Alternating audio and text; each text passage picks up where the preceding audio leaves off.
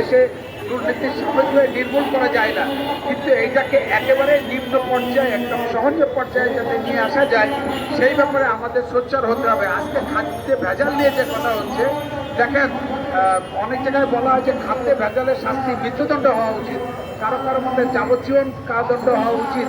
কারণ হলো যে খাদ্যে ভেজাল দেয় তাকে যদি যাবজ্জীবন কারাদণ্ড দেওয়া হয় বা শাস্তি যদি অনেক বেশি বাড়িয়ে দেওয়া হয়, একজনের ক্ষতি হলো, কিন্তু তাকে যদি ভেজাল করতে সুযোগ দেওয়া হয় তারা কিন্তু লক্ষ লক্ষ লোককে মেরে ফেলতে পারে।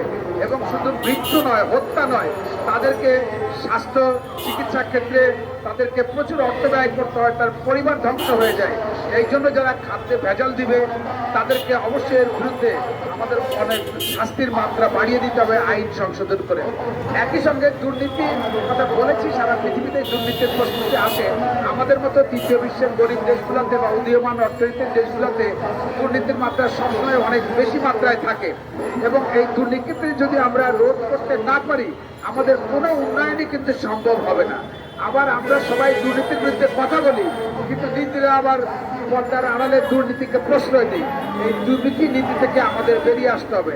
আমরা যারা দুর্নীতির বিরুদ্ধে কথা বলছি এখানে, আমরা যেন প্রত্যেকে দুর্নীতিমুক্ত থাকি এবং অন্যের দুর্নীতি আঙ্গুল দিয়ে দেখিয়ে দেই এবং তার শাস্তির ব্যবস্থা করি এবং সবাই সম্মিলিতভাবে তার দুর্নীতির বিরুদ্ধে প্রতিবাদ করি, সোচ্চার হই, মানুষকে সচেতন করি। তাহলে আমার বিশ্বাস এই দুর্নীতির বিষয়টি আস্তে আস্তে কমে আসবে। সেটা খাদ্যে ভেজালের মাধ্যমেই হোক অথবা অন্য যে কোনো প্রকারের দুর্নীতি হোক, অনেকটা কমে আসবে। সবাইকে ধন্যবাদ। পছন্দ জাতীয় তরুণ সংঘের সভাপতি জনাব ফজলুল হক।